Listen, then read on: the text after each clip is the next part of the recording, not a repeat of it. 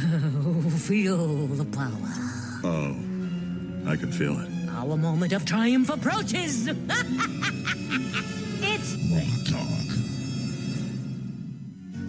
This is a coalition of New Hampshire taxpayers. We're located at 8 North Main in Concord, New Hampshire. This is a repository for all things conservative and municipal. So if you have a problem in your town, your school, your budget committee, the right to know law, and now at the top of our list is voter fraud. You have a tip for us, some information for us, you want to join or help us out, cnht.org.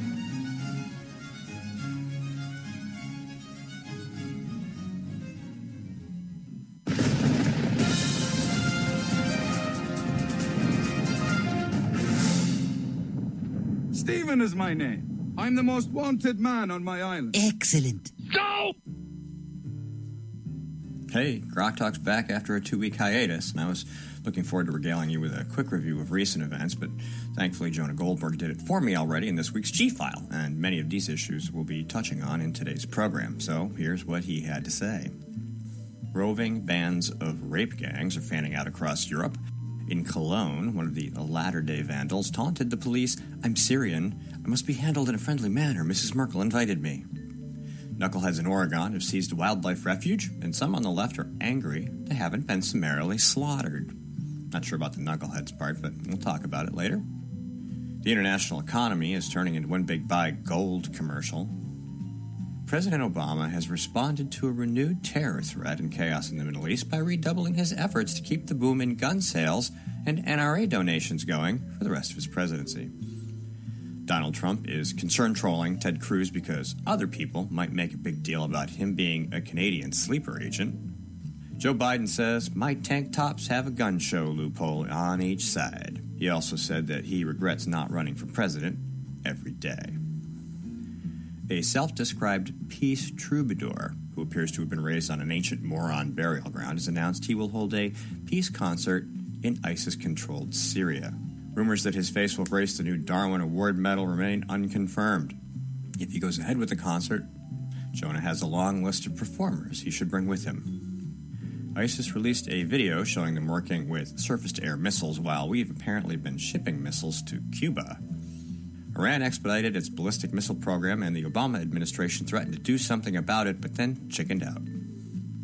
Saudi Arabia and Iran seem minutes away from open war with one another, and President Obama's advisors reportedly think his Iran deal is a source of stability in the Middle East. One has to wonder if they, too, were raised on ancient Moron burial grounds. Any day now, we will give them somewhere north of $100 billion, for even more stability. North Korea detonated an atomic bomb, which may have been a hydrogen bomb. Time magazine has already declared Donald Trump the winner. The G-File is available at National Review online.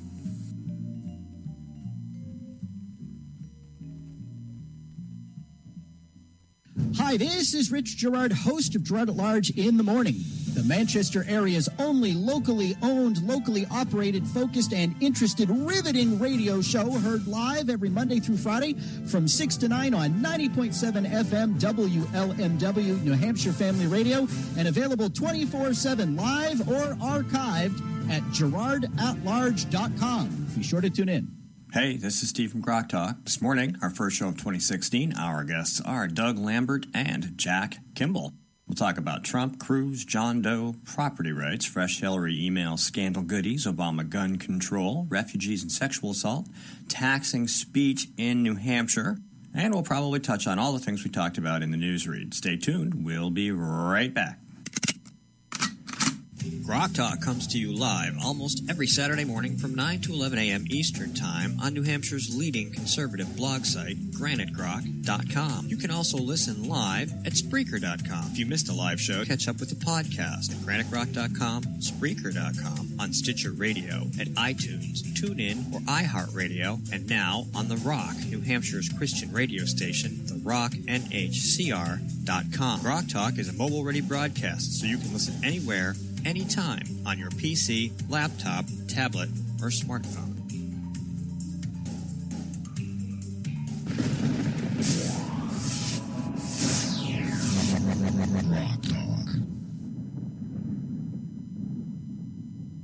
3, 2, 1.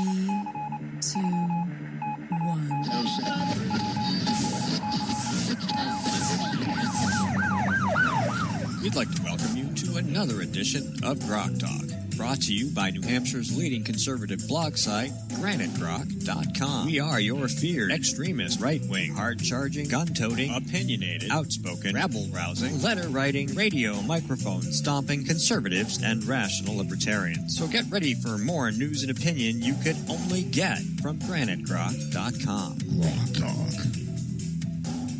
All right, welcome to 2016. This is Grok Talk, brought to you by the Coalition of New Hampshire Taxpayers and bloggers at GraniteGrok.com. We'd like to start by letting you know that Grok Talk has its own Facebook page now. You can go to Facebook.com/Grok Talk to find out when programs will be up, when we'll be rebroadcasting shows, who our guests are going to be. So go there and like us, please. You can also go to GraniteGrok.com, where you can see all the great works that we produce on a daily basis. This and past programs are available on Spreaker, Stitcher, TuneIn, iTunes, iHeartRadio, and we are also rebroadcasted on the rocknhcr.com. I'd also like you to keep an eye on that Facebook page because we're going to be rebroadcasting this program throughout the week. Now, if you want to hear it again without having to listen to a podcast, we want to spread the joy of Grok Talk to everybody. So, good morning. Welcome to January. Welcome to 2016. We hope you guys all had a great new year and enjoyed your holidays. We're back after having several weeks off, and this week we will be welcoming to the program Doug Lambert, who's already here, and later on Jack Kimball will be joining us. And because Skip couldn't be in the studio, he is with us on the phone. Good morning, Mr. Murphy. Hi there, guys. Let me turn you up a little bit here. Hang on. Go ahead. Talk again. Hi, guys. Hi. There you are. We found you. Yeah, unfortunately, work calleth, so I have to sit here at home, but that's all right. This is why we have technology and why you've got all those boxes and wires at your end. You sound a little quiet, weak. If you can turn yourself up a little, that would be awesome. So, is it snowing up there? No. No? Okay. We did get a dusting last night. Okay, I wanted to check because it was snowing when I was driving up and it's starting to warm up, so it's probably going to rain, but you're on the mountain, so I got to ask. That's true. That's and part of the we'll get the frozen stuff as you guys get all the liquid stuff. Right. Well, we're expecting an inch of rain tomorrow. We know what that could mean further north. Oh yeah. Well, we're all battened down. We've got all the supplies we need, and we're ready for almost any eventuality, including the zombie apocalypse. Good to know. Oh, good. You got the right bullets for the zombies? Oh, yes. The flaming shotgun shells. Oh, lovely. All right, we're going to start the program. First of all, Doug, welcome. Good morning. Thanks for having me. Great to have you here. All right, Skip, hang on the line. We're going to start with, I had mentioned in a post earlier this week about a segment on a sports radio talk show called Read and React. I don't have a name for this particular segment yet, but what we're going to do is I'm going to play a little audio here. We're going to listen to it, and then I'm going to get each of your opinions. First up, and I have to go check my notes real quick because there's a lot of stuff going on here. And I got to find out where everything is. There we go. All right, so there was an officer shooting in Philadelphia. Officer Jesse Hartnett was shot 3 times. He was shot at least 11 times at point-blank range. The officer is alive. There was a press conference. The police commissioner spoke first, and then the mayor, and I'm going to play that audio right now. The suspect in question is a 30-year-old male from Yadin. He has a Philadelphia address as well, I believe. Has confessed to committing this cowardly act in the name of Islam. According to him, he believed that the police defend laws that are contrary to the teachings of the Quran. All right, and here's the mayor. In no way, shape, or form does anyone in this room believe that Islam or the teaching of Islam has anything to do with what you've seen on that screen. That is abhorrent. It's terrible, and it does not represent the religion in any way, shape, or form or any of its teachings. This is a criminal with a stolen gun who tried to kill one of our officers. Has nothing to do with being a Muslim or following the Islamic faith. Mike, I'll start with you. Yeah, I don't believe that for a moment. The problem is there's enough material in the Quran, in the Haditha, in the other scripts that persuades certain followers of Islam that the way to go is to conquer the world by infiltration and eventual beating of their opponents into submission. And so some of them get to take the message a little more, shall we say, crazily than others. But the bottom line is that the general thrust of Islam is it must conquer the world, because whilst every religion has a God that says, ye shall have no other God but me, none of the others say, and go out and kill anybody who believes in the rest. Doug? Yes, I think there's two issues here.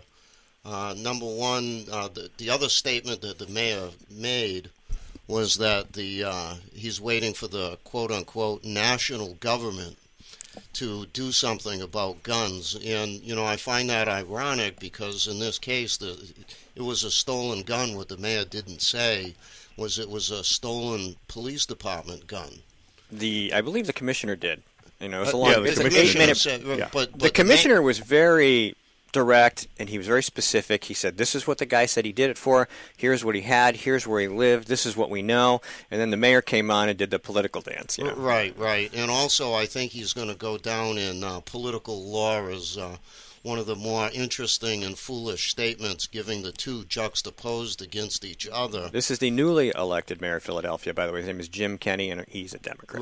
Right. And of course he's a Democrat. It makes as much sense as, say, putting that sheriff from Milwaukee up beside Obama.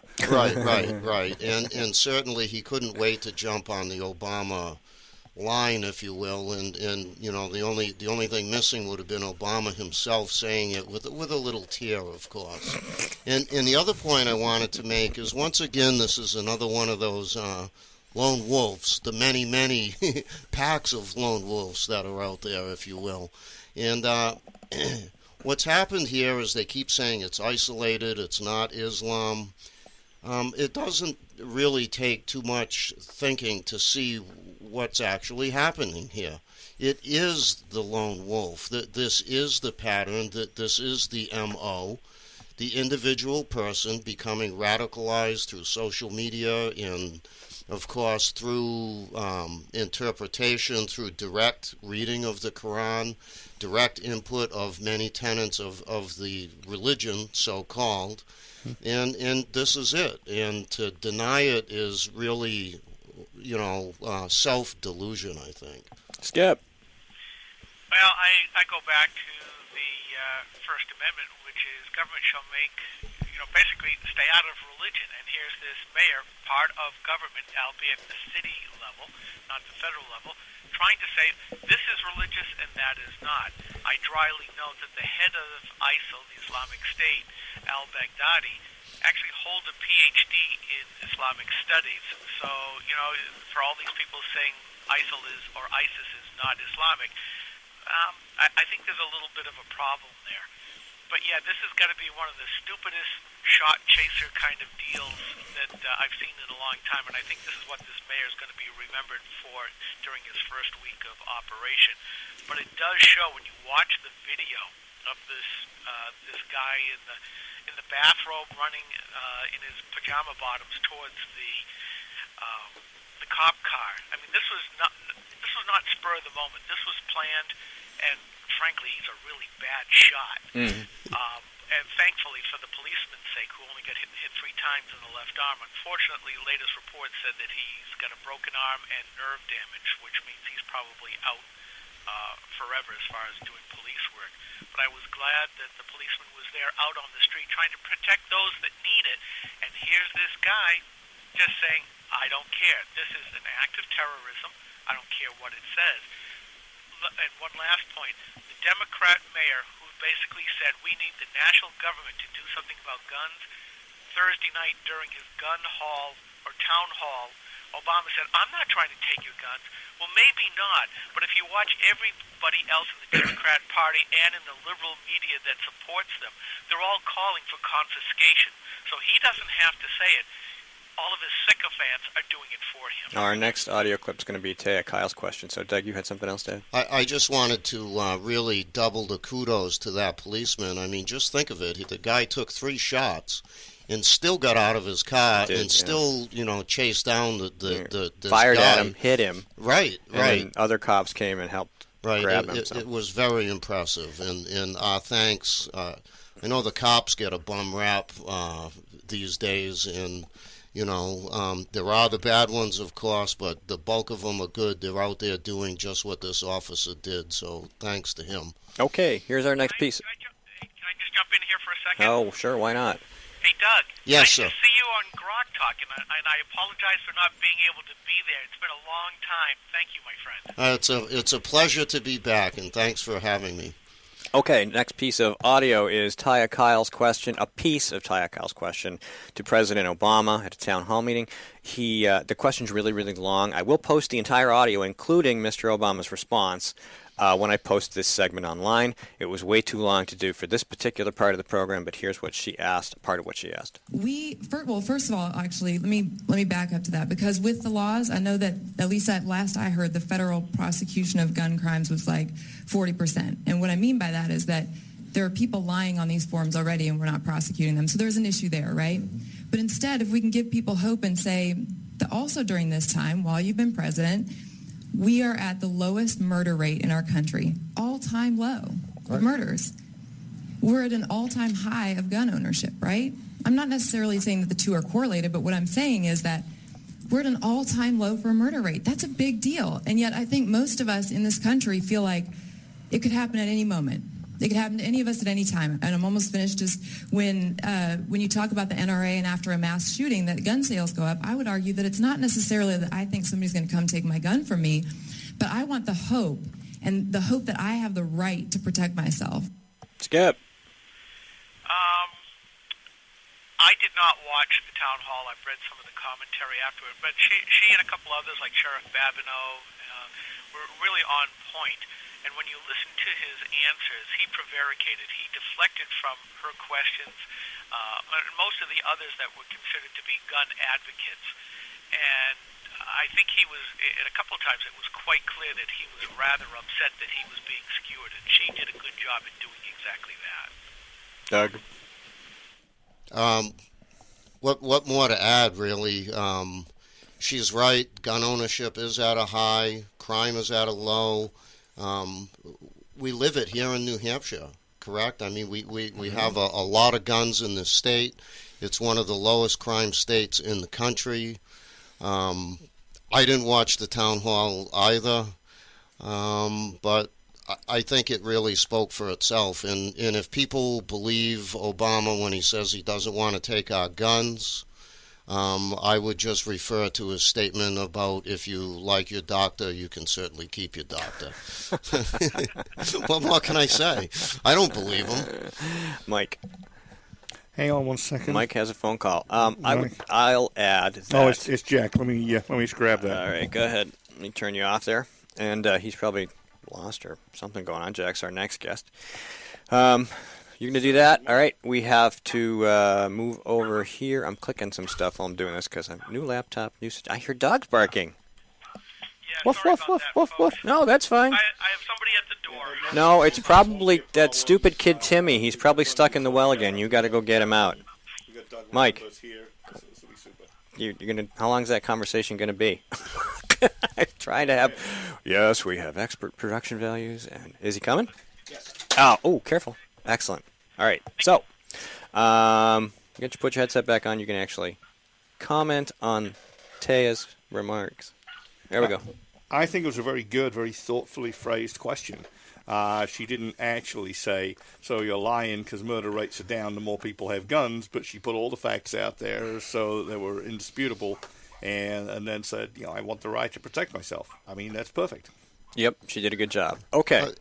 One more thing, sure. too. Yep. And let's not forget, again, back here to New Hampshire the other day in Manchester, the 65-year-old woman that was getting stalked and attacked, and she took care of it. I mean, she did, the police do great work, but they weren't there at the time, and she was able to protect herself because she was able to exercise her Second Amendment right. And, just think, we hear about the result that a woman was attacked, she defended herself and shot him and was therefore unharmed. What would the story have been had she not had a firearm? Had she lived in Chicago? Had she lived in Boston? Had she lived in one of these cities or states where the right and the ability to carry a firearm isn't so easy as it is for us here in the Granite State. Well, and not only that, in such circumstances, just imagine if someone in such a state used, even if it was legal, their firearm, they would be probably charged with murder of an innocent young man. Right. Okay, we're going to take a really short break. Everybody hang on there. We'll be back to talk about Doug here. He's like a Trump guy. We're going to talk about Trump when we come back, so everybody stay tuned. This is a coalition of New Hampshire taxpayers. We're located at 8 North Main in Concord, New Hampshire. This is the repository for all things conservative and municipal. So if you have a problem in your town, your school, your budget committee, the right to know law, and now the top of our list is voter fraud. You have a tip for us, some information for us, you want to join or help us out, cnht.org.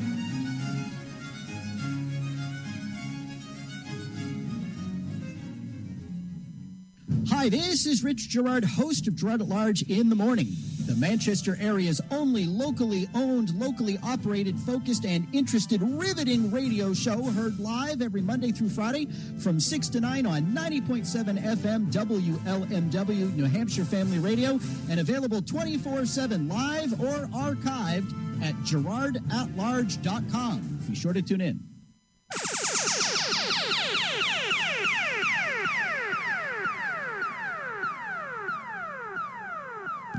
Talk.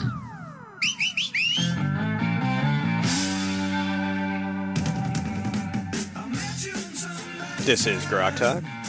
We have Skip Murphy on the line. We have Doug Lambert in the room. Mike Rogers is sitting in Skip's chair. I'm sitting in my chair, right where I belong, and we're happy to have you along for the ride. Thank you for listening to Grok Talk, whether it's live streamed on Spreaker or Ustream, or in a podcast or a rebroadcast on Spreaker, Stitcher, TuneIn, iTunes, iHeart, and the Rock, NHCR.com. Doug Lambert has come to us for a very specific purpose, even though we've invited him to stay for the entire program as a co-host.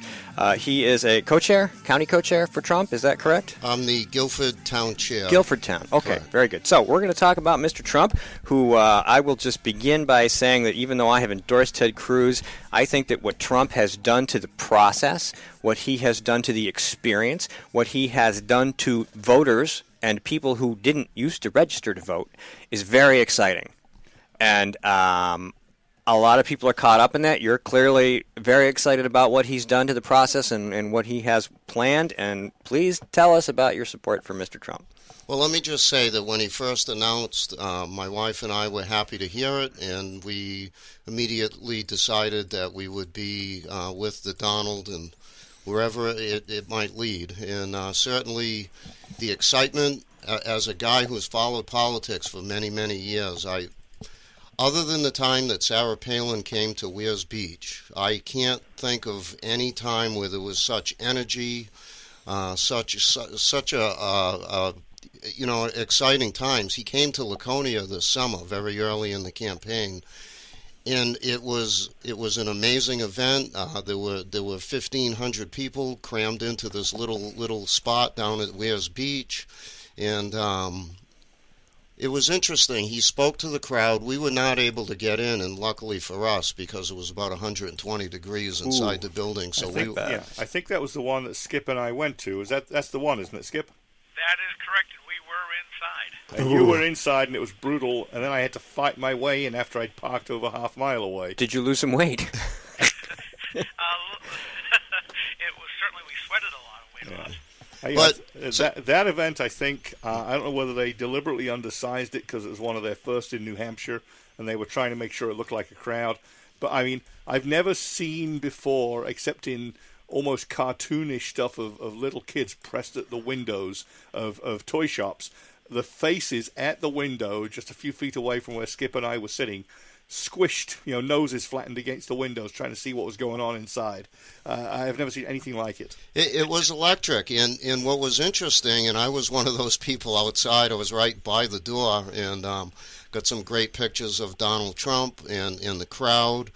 And the crowd was made up of not the usual people that you'd see at a political event. Oh, there were the usual people, but there were many, many more. And so you guys were there, and the defining moment for me at that particular event was this.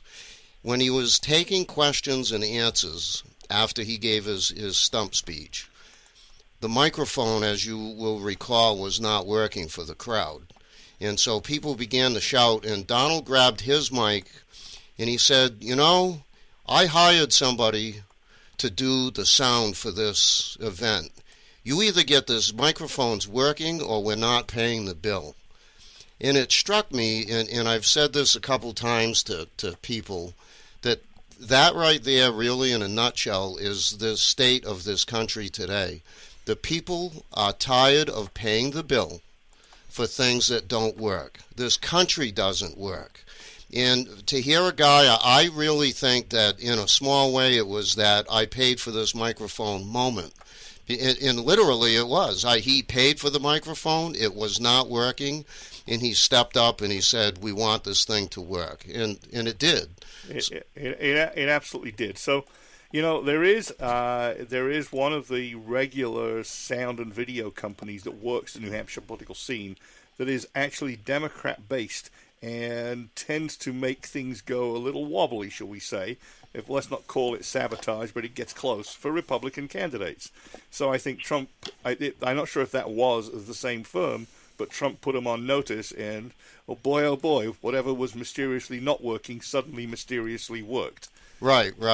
And here's the thing, too. Ever since I've been, you know, an adult and I followed politics from the days of Reagan, who I proudly cast my first vote for, second term, I wasn't old enough in the first. But I was always led to believe that in order to be elected president, you had to be the president. You almost had to be president before you become president. Yeah, I know what you mean. They call it acting presidential.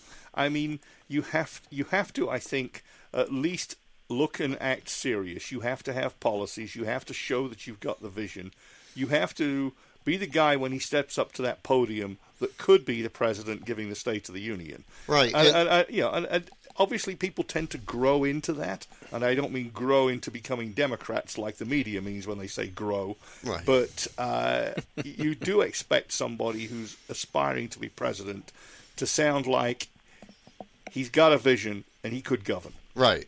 And not only that, you know, you say act and be presidential, but here's a guy who really has set the conversation almost from the very beginning.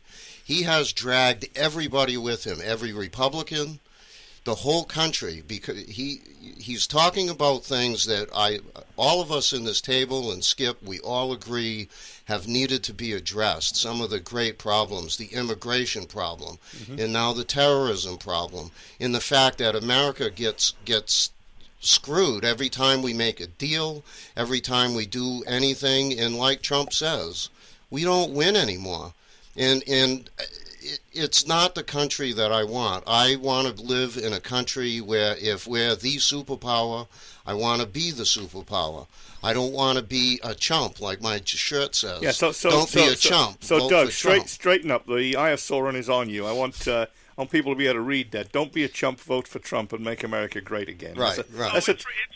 I can see it. Yeah, I just wanted to make sure that all the wrinkles came out just for a moment so people could see the whole thing. It's a beautiful thing to behold. And no, I'm not a Trump supporter, but I admire what he has done, just as you say, Doug. And as time progresses, you begin to think, maybe he could. I am, like Steve, a Cruz supporter as the strictest constitutionalist in the game, and I think the more believable constitutionalist than Rand Paul. But nonetheless, we admire what Trump has done. The one thing that I read that really explains it, Glenn Beck used to talk about the Overton window, and actually it was the Mackinac Institute that I think coined the term. And essentially, it's the acceptable range of discussion. And it's been moving to the left inexorably, probably since FDR, with an occasional twitch in the other direction with people like Reagan. All of a sudden, along comes Trump, and the range of discussion is opened wide up. And somebody wrote, he didn't just drag the Overton window to the right, he blew it to pieces. Yeah, correct. Skip, sorry. That's fine. And I just want to go back to one thing that, Doug, you mentioned, and Mike, you did as well at the Trump rally. you normally see the same faces at a lot of quote-unquote Republican events, and I'm fairly familiar with most of them, but when I went to that rally in Laconia and have watched the others on TV, I don't recognize anybody. And it's a whole new crowd of people that he's brought in, and I agree with the Overton window example that you brought up, Mike, because it really has brought into focus questions that the establishment Republicans always tried to poo-poo and shut people up. Well, other than us, obviously. But he's done it in such a way that he has bamboozled the media. And every single time they think they've had him in a gotcha moment, he's really outsmarted them, like with this latest ad on the border where he had the scene from Morocco, just those ton of people coming across. And I think Corey had it completely right. We did that on purpose just to show how it could actually happen. And each and every time they've laid traps. It's almost like watching James O'Keefe in a political campaign where James would put out a small video and the people getting their oxes gored would complain about how they're only showing a little bit, it's only edited, yada, yada, yada. And then they'd put out the whole thing and it would shut them up. And he's done that over and over again. I, too, am a Ted Cruz person, but I've written a lot of good things about Trump just because of what he's done to the establishment Republicans. He has completely bamboozled them.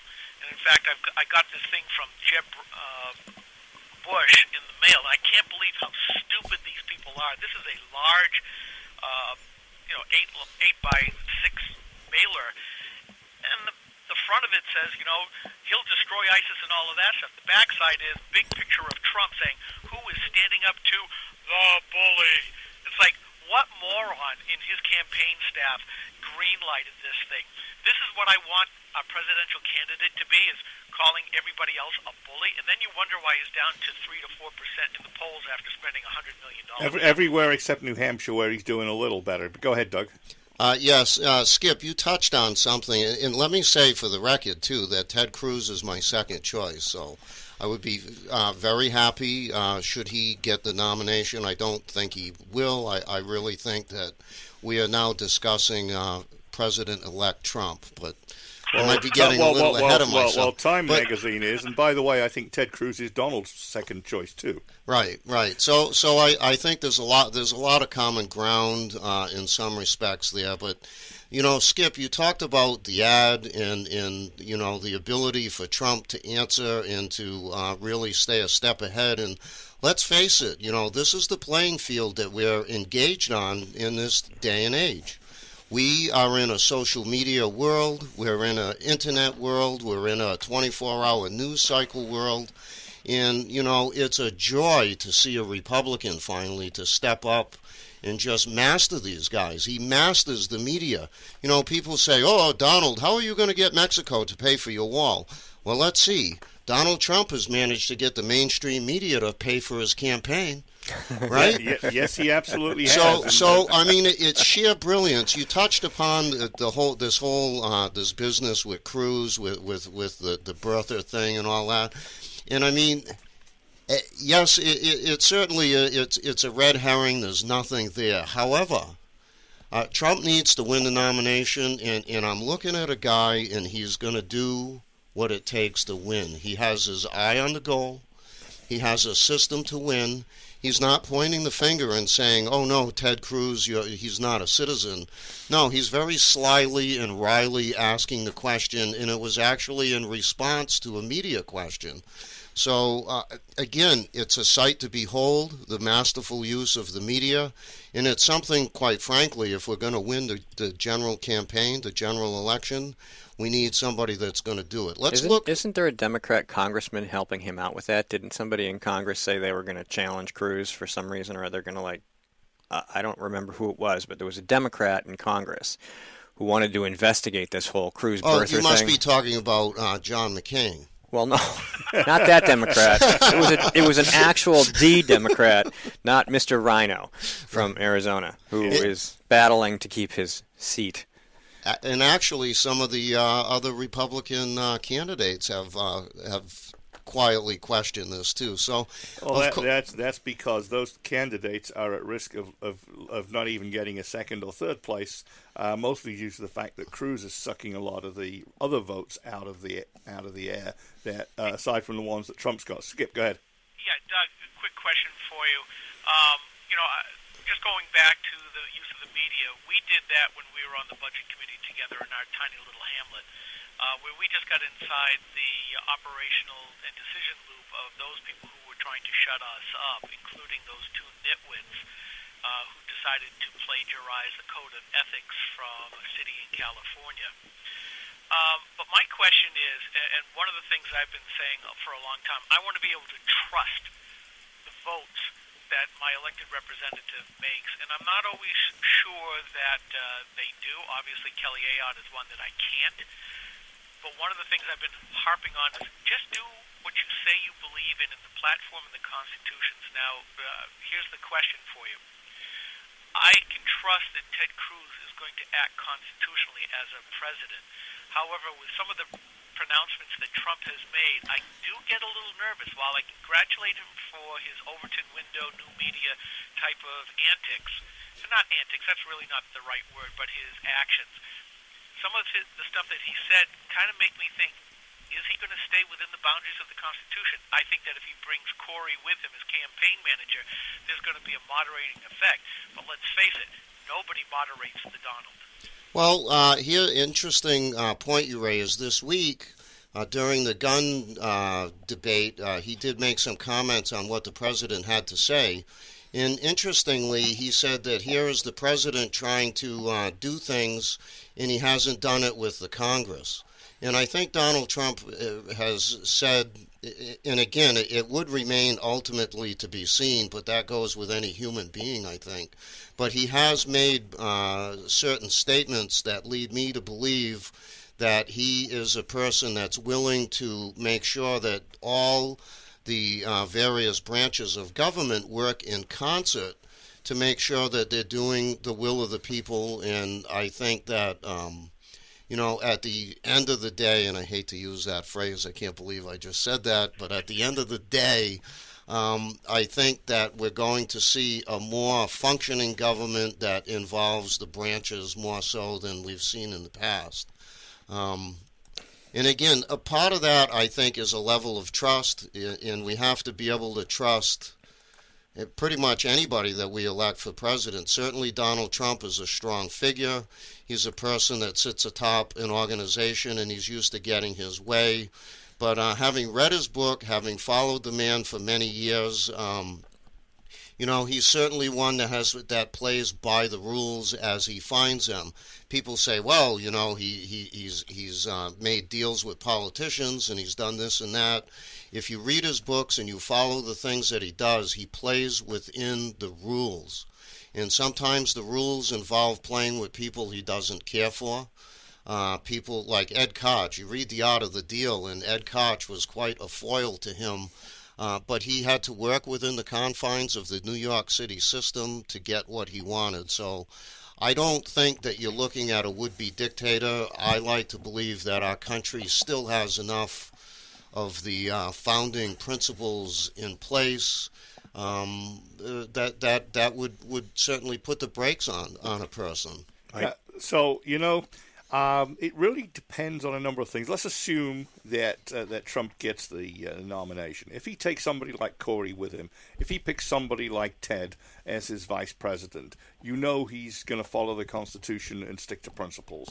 If he is persuaded to take one of the squishy liberal Republicans as his vice president, then I think what you're looking at is something maybe a little worse than the way H.W. Bush sabotaged Reagan.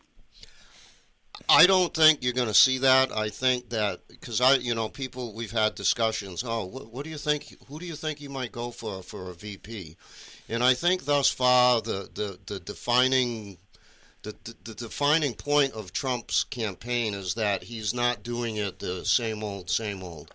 And I don't expect that he's going to take like Reagan had to take George H.W. Bush. I really don't see that. I see him taking perhaps a Ted Cruz, if he goes with a standard expected politician. Ted Cruz would bring him the conservative base, the social conservatives, and he can't win without them. So I think that's probably his best bet. And you're right. I could see him maybe if he was being incredibly dynamic, picking somebody like Fiorina just because. Well, I was going to say that. Just because of Clinton. But I don't know that what she brings him other than a woman. And so I'm not sure that he would do that. But we're going to take a really, really short break. We're going to come back. We're going to talk more about this stuff that we're on about here. Stay tuned. We'll be right back. This is Rich Gerard, host of Gerard at Large in the Morning, the Manchester area's only locally owned, locally operated, focused, and interested, riveting radio show, heard live every Monday through Friday from 6 to 9 on 90.7 FM WLMW, New Hampshire Family Radio, and available 24/7 live or archived at GerardAtLarge.com. Be sure to tune in. You're a madman. I come to the right place then.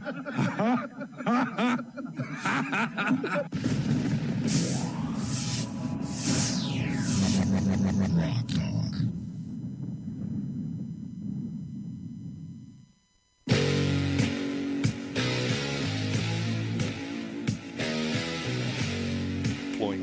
All right, it's Grog Talk. Brought to you by GraniteGrog.com, bloggers thereof, and the Coalition of New Hampshire Taxpayers who have allowed us to use this lovely space in beautiful Concord, New Hampshire. We're going to talk about the Trump thing a little bit more in a second, but I did want to read this, and it sort of ties in to the whole Trump revolution type thing. It was written by... I can't believe you said that. Trump revolution? Yeah. Yeah, you like that? That's going to annoy some people, mostly of the libertarian persuasion. John Gabriel wrote over at Ricochet. He was talking about something that David Frum wrote, and most of us know that David Frum's kind of a liberal, squishy guy, but he wrote something that plays in very well to the Trump thing, and this is it. The angriest and most pessimistic people in America are the people we used to call middle Americans. Middle class and middle-aged, not rich and not poor, people who were irked when asked to press 1 for English, and who wonder how white male became an accusation rather than a description. You can measure their pessimism in polls that ask about their expectations for their lives and for those of their children. On both counts, whites without a college degree express the bleakest view. You can see the effects of their despair in the new statistic describing horrifying rates of suicide and substance abuse fatality among this same group in middle age. White middle Americans express heavy mistrust of every institution in American society, not only government, but corporations, unions, even the political party they typically vote for, the Republican Party of Romney, Ryan, and McConnell, which they despise as a sad crew of weaklings and sellouts. They are pissed off, and when Donald Trump came along, they were the people who told the pollsters, "That's my guy." They aren't necessarily super conservative, they often don't think in ideological terms at all, but they do strongly feel that life in this country used to be better for people like them, and they want that older country back. You know, and I wrote in a couple of places on the Grok and in comments that what it is that levitates Trump's anti-gravity device and powers his impregnable force shields is in fact the anger of the base, which is driven to a higher pitch every time the establishment comes out and attacks him, and to some extent Cruz.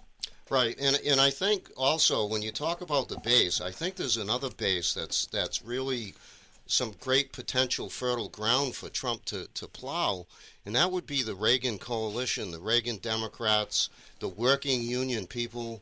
See, the beauty of the Trump thing and the beauty of his so-called disputes with Fox News and that is that there are some people that aren't diehard left-wing Democrat believers, but they identify as Democrats because their folks did, and that's just they tend to not care for many of the Republican politicians.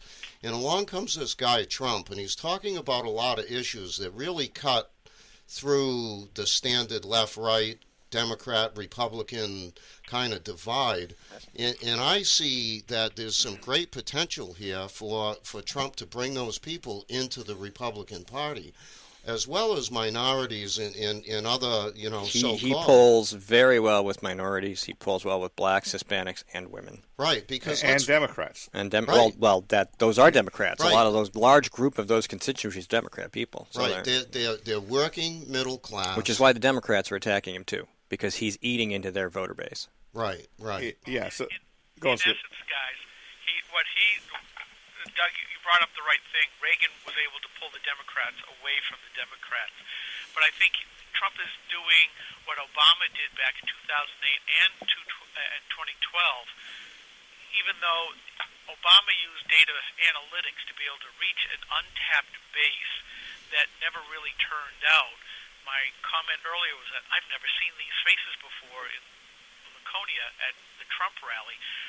Instead of using data analytics, at least up till now, what Trump is using is his celebrity, but in the same way and for the same mean, to be able to pull these other people in who are familiar with him, because he's got probably the highest name recognition of all of them, and he's known for certain attributes, and people are flocking to that. Right, and he's also able to reach out and connect with these people through other means, other than like the standard, like it was funny this week, Skip, we read the local Daily Sun, and all of a sudden, I see a story that Carly Fiorina was in town, and not to belittle her or anything, but I told my wife, I says, I almost forgot she was still in the race. And really, that's how Trump is able to, he's kind of really able to get out there and make sure that these people know that he is running, and he's been able to get his platform in the things that people want to hear and really, quite frankly, want to see from their government. He's able to lay it in front of them so that they can hear it and have something solid to latch onto and give them really some reason to get out and vote. And I think it's great. Now, another point I'd like to make, you mentioned Romney, and I'd like to refer to the past two presidential cycles, first with McCain and then with Mitt Romney. And, John McCain, who can forget the time when he had the town hall meeting and that poor hapless fellow got up and beforehand and happened to mention Barack Hussein Obama, which is Barack Hussein Obama's real name.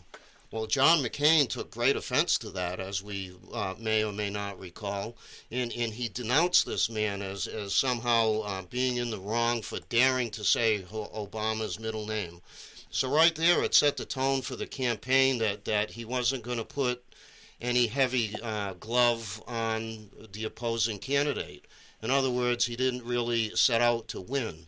It's a funny thing as an outsider. America uses middle names a lot in referring to people. It's normal. It's standard practice. Serial killers. Yeah. So if that's the case, bombers. Why would it be out of order to use it on Obama? Feminists. Right, and the thing is of course we know why the gentleman said it, and he was trying to put out there. Let's face it, in 2008. We were only 7 years away from September 11th, which was perpetrated by radical Muslim, terrorists. And I don't think that it was unfair to say his name. But my point is that McCain somehow took that as saying we're going to take that off the table. Okay, fast forward to 2012. We had the Romney campaign. Now, I was enthusiastically supportive of Newt Gingrich. And Newt was looking like he was getting some traction, especially coming out of South Carolina. Well, Mitt Romney, he completely, totally eviscerated Newt Gingrich. He pulled out all the stops, and he just destroyed him. Then we got to the main campaign. Nothing. He didn't take the fight to the Democrat. I honestly believe that if McCain had not had the consultants he had, if he had gone all out against Obama, if he had cut Sarah Palin loose, Obama never would have won. Exactly. If McCain had followed his instincts, which he had when he picked Palin in the first place, that wasn't an accident. That was a good pick, and then he let the only smart thing he did. Look at the history of Romney and Gingrich. So, Doug, if you follow the campaign closely, if I say to you the website ObamaIsn'tWorking.com, did you ever look at it? No. Okay. Romney is that the healthcare website? No. Okay. It's much more than that. It is a total reprise, a running reprise of Maggie Thatcher's Labor Isn't Working advertisement that won the 1979 election. It was a fabulous website. It featured a new video every few days of Obama's speech clips about what he was going to do, and then people living the sad reality of America. And the clip finished with the words "Obama isn't working" rotating on top of the picture of a doll cue, and then like a door slamming was the final sound. It was a fabulous website, a whole series of them. It went quiet right after he got the nomination. He went charging into the first debate. He beat Obama to a pulp, and then he gave up on the next two debates. That is not Romney, much as I would have rather had almost anybody else be the nominee. He's a fine man, and he knows how to compete. That is the consultants saying, you'll lose if you do that. No. I think it's a strain that runs endemic through the establishment Republican, as well, especially in the Republican Beltway circles. Just look at the latest omnibus bill that they sent through. Basically, they gave Obama everything that he wanted because, we can't shut the government down. In other words, a lack of fight. That they just didn't want the confrontation. They didn't want to spit in Obama's eyes, even though they've got all these great words about how they want to stop all this, that, and the other thing that he's doing wrong. But when it came down to brass tacks, they caved. They gave in. They sent this $1.2 trillion bill onto it. And I've posted that, the Democrats are all happy that, hey, we got everything we wanted, even though the Republicans hold the majority in the Senate and in the House. And I think we've seen that in the last presidential campaigns. The Republicans want to lose. They don't want to win. And along comes Trump and Cruz, who are spitting in the eye of the establishment Republicans and saying, screw that. After all, look at the track record that Presidents Dole, Romney, McCain, and Ford have had running on that Stockholm Syndrome way of doing things. Does anybody think that Trump isn't going to bring this to a conclusion should he win the nomination? No. He's going to take the fight all the way and break bones on the way. So essentially, we trust Trump to fight. We trust Ted to stick to the Constitution. I love his ads that end with Trust and Ted merging together. That's, these are the guys, both of them, that scare the establishment for very good reason. And, their names are right up there with Palin. And, again, some people will go crazy if I say Palin, but they all had one thing in common. That's because they have PDS. Yeah. They have one thing in common. They're not going to put up with the status quo. They're not going to put up with corruption. They will clean house. And that is what the house-trained lapdogs are afraid of. Now, I'd like to just touch on a couple other points. I know we're probably not going to make the whole show about the Donald. No, we've got about 5.5 minutes left in this segment. Yeah, Jack's coming in to talk about the Cruz. I'd like to speak to the experience thing. People say, well, he doesn't have the experience in government, and sure, he's in business, but we need an experienced politician. And when I look at the position of president as defined by the Constitution, he is the chief executive. And what does an executive do? An executive makes decisions. A chief executive will delegate different tasks. And a chief executive will measure results and act, in response to such results. Here is Donald Trump, a man who has made his living, his complete life. This is what he does. He makes decisions. He finds the best people to get certain tasks done. He delegates the responsibility, and he measures results. And if the results aren't what he likes, you're fired. Well, and this is what the president, no more, no less, has to do.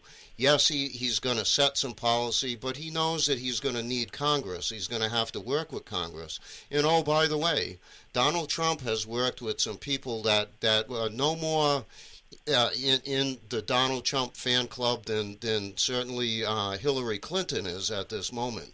But yet he's still managed to get things done. So when he sets his mind to something, he'll do what it takes to make it happen. And he'll work, and he'll make deals. And, the president also does that. He negotiates trade treaties. And when he gets up there and he says, every time we make a deal, we get screwed. And that's true. And it's been true of many of the deals that we've made through the years. And here's a guy who literally wrote the book on how to make a deal, The Art of the Deal. So who better and who more experienced to be at the helm making deals for the United States of America? So, Doug, you touch on one of the great points, and it was something that came up in a Limbaugh call-in last month, which is about the art of the deal. So Trump stands up and says, we're going to stop Muslim immigration. But he also says the rest of it, which is until we can figure out how to manage it properly. And everybody goes ballistic. But what the caller's point was on Limbaugh was, in the art of the deal, he says, you state your initial position, you stake it out outrageously, and then you negotiate to where everybody else thinks is reasonable, and you get what you want. Right. Hey, real quick interjection here. He's taking a whole lot of heat, but now you watch the tremendous problem that Europe is having right now, and all of those formerly EU countries that said, hey, we'll take all the refugees, especially after the scandals that have happened in several European countries on New Year's Eve, where all of these refugees were found to be attacking single young white women. We're actually going to talk about that in the next segment. And by the way, a ton of tabs set up for that, but you look at that, and now they're all starting to say, okay, the political correctness is crumbling, and now they're starting to call for no migration, shut it off, and even starting to send some of these people back. Shut it off, send them back. Yeah, we're seeing the clash of civilizations, and the Europeans are maybe starting to get a backbone. I think that's tremendous. And the thing is Trump is really reflective, I think. We truly finally have a candidate, I believe, that is reflective of what the majority of this country, where we're at, what we're thinking, and what we need. And so there he is. And I think that it's amazing, as a guy who's followed politics for many, many years, that we actually have a figure that we can look to that is actually going to represent us. And one last point I'd like to make. How much time have we got, Steve? 2 minutes. Okay. We talk about middle names. Dennis Michael Lynch, you ever hear of him? I heard of him. Okay, he wrote a very interesting piece about a week ago about Trump, and he's actually leaning towards Trump himself. He's not there yet, but he said that he's liking what he sees. But he speaks to the whole thing of, here's a guy in love with himself. Here's the ultimate narcissist, this guy that he's braggadocious. He can't help but talk about all his triumphs. And if you go and you read The Art of the Deal, that's been the way he's functioned for many years. This isn't anything new.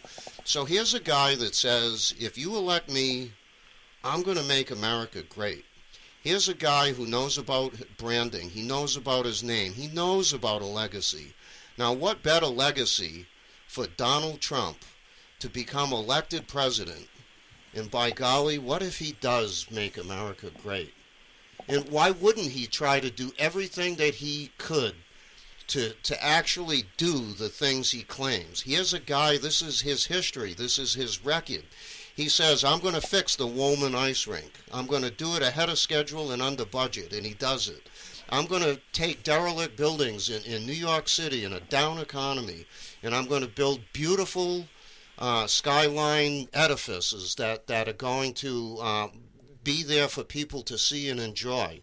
And he does it. So I think that as Americans, wouldn't it be great if we harness this? Let's take this guy that's this braggart, this bravado macho guy that can't help but speak to himself and what he's going to do great, and let's harness it.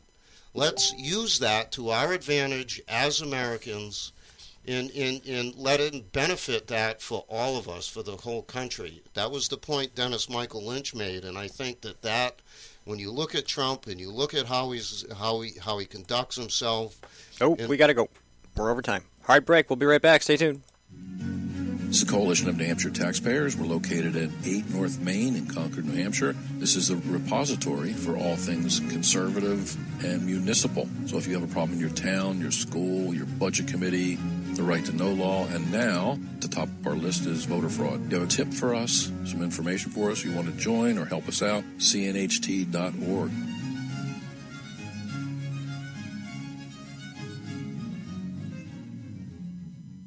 Hi, Hi, this is Rich Gerard, host of Gerard at Large in the Morning, the Manchester area's only locally owned, locally operated, focused, and interested, riveting radio show, heard live every Monday through Friday from 6 to 9 on 90.7 FM WLMW, New Hampshire Family Radio, and available 24/7 live or archived at GerardAtLarge.com. Be sure to tune in. The opinions expressed on this program are those of the speakers and not necessarily those of CNHT, GraniteRock.com, this station, or anyone else for that matter.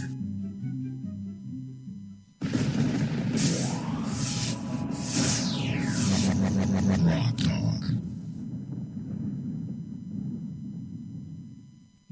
From the CNHT studios in Concord, New Hampshire, just a few blocks from the New Hampshire State House, this is Rock Talk.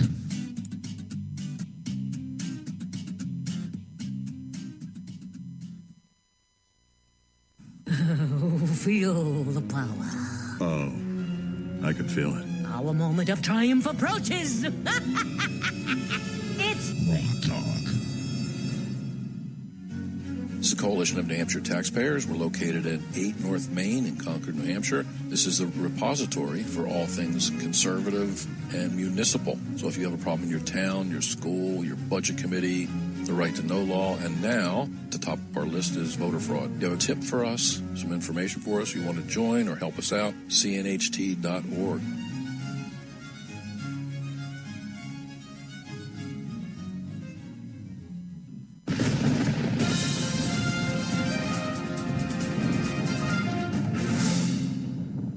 Stephen is my name. I'm the most wanted man on my island. excellent. Go!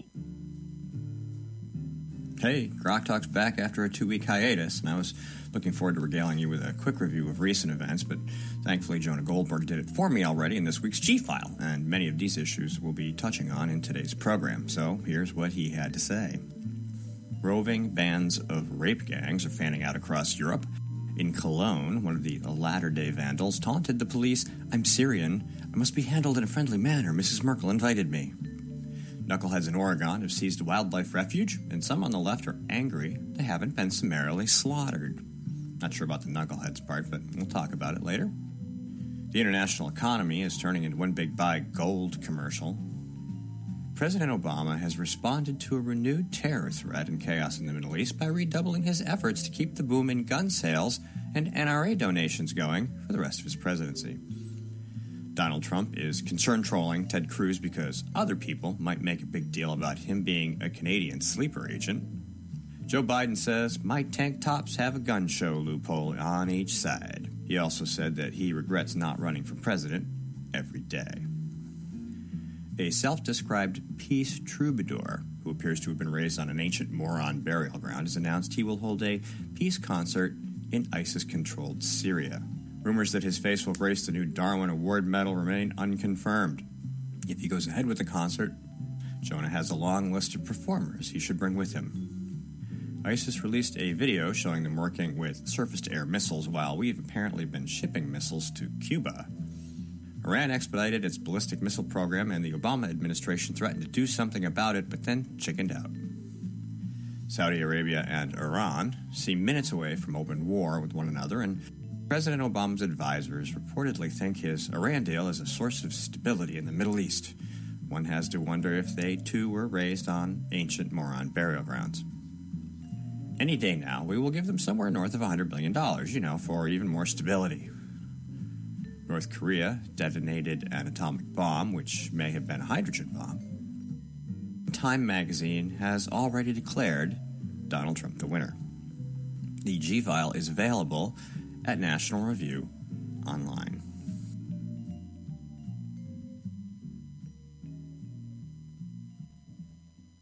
Hi, this is Rich Gerard, host of Gerard at Large in the Morning, the Manchester area's only locally owned, locally operated, focused, and interested, riveting radio show, heard live every Monday through Friday from 6 to 9 on 90.7 FM WLMW, New Hampshire Family Radio, and available 24/7 live or archived at GerardAtLarge.com. Be sure to tune in. Hey, this is Steve from Grok Talk. This morning, our first show of 2016, our guests are Doug Lambert and Jack Kimball. We'll talk about Trump, Cruz, John Doe, property rights, fresh Hillary email scandal goodies, Obama gun control, refugees and sexual assault, taxing speech in New Hampshire, and we'll probably touch on all the things we talked about in the newsread. Stay tuned. We'll be right back.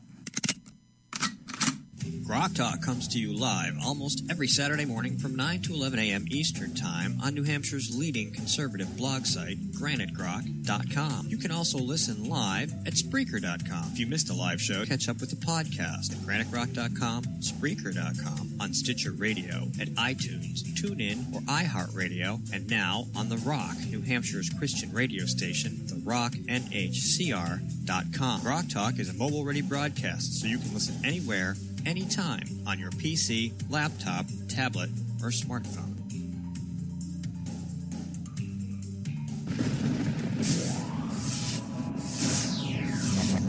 Rock Talk.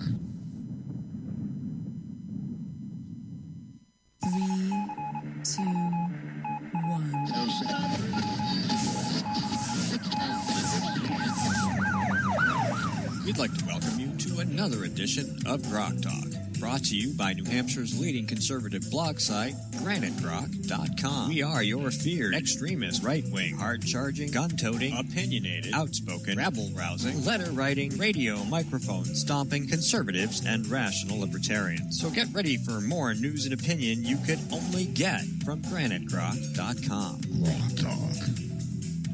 We are Grok Talk. Welcome back to 2016. Thank you for joining us, whether it is live or on the podcast. Lots of places to listen to the program: Spreaker, Stitcher, TuneIn, iTunes, iHeartRadio. We will be live on therocknhcr.com and rebroadcast Mondays at 1 o'clock on that web address. I will also be rebroadcasting this program throughout the week for your listening enjoyment. Check granitegrok.com or the new Grok Talk Facebook page at facebook.com/Grok Talk. All right, we've been talking a lot about Trump. We're going to get back to that in a second. I have to do this, though, because this is what I plan to do. So we're going to do what I plan to do, because that's how the show works. That's why I'm in charge. Anyway, we have a situation in Europe, which we've touched on a little bit. It's in the newsread. Greg Gutfeld has a program on Fox, and he had an introduction to a panel question they were going to talk about. And he says this. This is a little bit like the read and react thing from the first segment. I'm just going to play this, and we have Kimberly Morin on the line now. We're going to kind of leave her hanging in limbo. She can react to this. Well, good morning, Kimberly. Good morning. Okay, we're going to have a listen here, and then we're going to talk about what we hear. After 1,000 Arab men and North African men sexually assaulted dozens of women in Cologne, a German city, on New Year's Eve, its mayor, Henrietta Reicher, has a solution. She told women to stick together. Don't get split up, even if you're in a party mood. Well, thanks for that, Henrietta. And when terrorists start shooting into clubs, be sure and wear bulletproof vests. When suicide bombers try to blow up a restaurant, wear body armor at dinner, especially on your head, even if it means taking your bouillabaisse through a straw.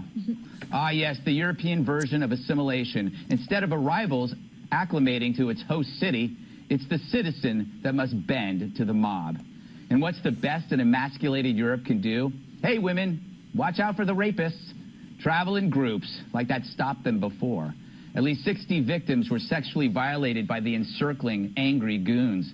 And it was planned. The men tossed firecrackers into the crowd as another pile of fiends assaulted the distracted women. If this sounds familiar, it should. The Arab Spring was a rape fest as mobs isolated and assaulted women. No one got arrested.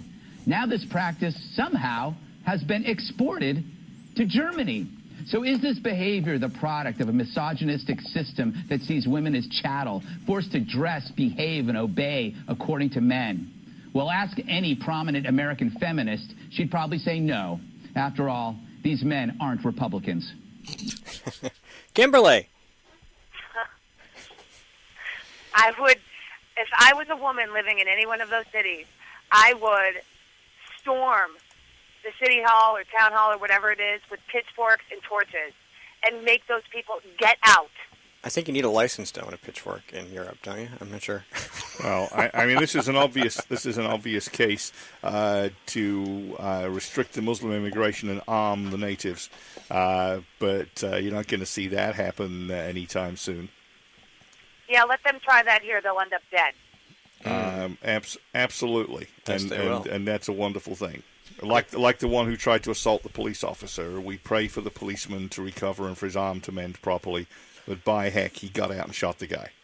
Doug? You know, it's interesting. I'm sure people are familiar with the comic strip Dilbert and Scott Adams. And he actually wrote a piece about a month or so, maybe a little more, about this. And really he was looking at the so-called religion of Islam and a lot of the fighters that join ISIS and all these people that we're seeing over there in Europe. And he basically made the point that one of the attracting points of Islam, and it goes right back to the Prophet Muhammad, is that the promise for these young, kind of unintelligent guys that live in the desert with nothing better to do, that, of course, they're young, they're raging with hormones, and what better attraction is there than the ability to have at a woman?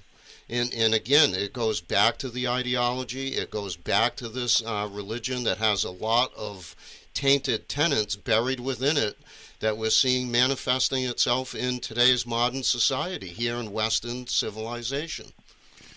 Absolutely so. And by the way, weren't these assailants also drunk? In other words, they were partying? Which is against the rules. Which means that every one of them is an apostate and should be stoned to death. We can only hope. No, they're allowed. They are allowed to cheat if they're advancing Islam. Oh, which they are by impregnating all those poor white women. Well, they're terrorizing them in the expanse, so they're going to push them all out or make them all do what the mayor did. But the thing is, we already know that certain extremist groups in Islam and many, even moderate groups, treat women deplorably according to our standards in the United States, correct? That is correct. So we know that. What is worse is how the German political class treated women. That's even worse because they're trying to tell women, oh, just shut up and deal with it. Oh, you have to do something different and change differently how you behave because that's just expected of them. That is, I'm going to try not to swear. Don't dress provocatively. In other words, let's just do what the Muslims demand. So if you're interested in investing in burqa sales in Germany, now's the time to get in while it's at the beginning. You know, this is the time. And what's really amazing here is that we hear about the so-called war on women, and of course, the only people that are supposedly engaged in this are the evil Republicans that want to protect life and you know, all that. And so, therefore, the Democrats and, you know, their friends overseas in Europe, the liberals, they have this belief that somehow conservatives are bad for women, and yet look at who's defending this immigration, these invasions, if you will, and always speaking up, like the mayor of Philadelphia in a different circumstance, but still in much the same way. They're always right there to defend Islam. And they excuse it. They make up excuses for it. I'm sorry, there's no excuse. Their religious tenets do not assimilate into United States culture or any of these other Western world cultures. They don't assimilate. Women are free. They don't assimilate into any culture but their own. Right. Exactly. That's why we shouldn't be having them come over here. Let them stay over there. If we need to help them take back their country, whatever, we'll teach them how to do it. But they should not be coming over to our country where they will not assimilate. And things like what happened in Germany happen in other countries. Sweden is one of the top 10 rape capitals of the world, not because of Swedishmen, but because of immigrants that have gone over there. Exactly. I was going to mention Sweden and the Stockholm Syndrome, which is that they have basically submitted to the Islamic invasion. So, you know, Britain's a prime example of what happens. It's all about critical mass, which is why we shouldn't allow unfettered immigration. You know, in the 1960s and 70s, or even 50s, 60s, and 70s, large numbers of people from the Indian subcontinent immigrated to England. You know, they were all basically the same brown-skinned, hard-working, smart people who owned corner shops, gas stations, and whatever, and frequently became doctors.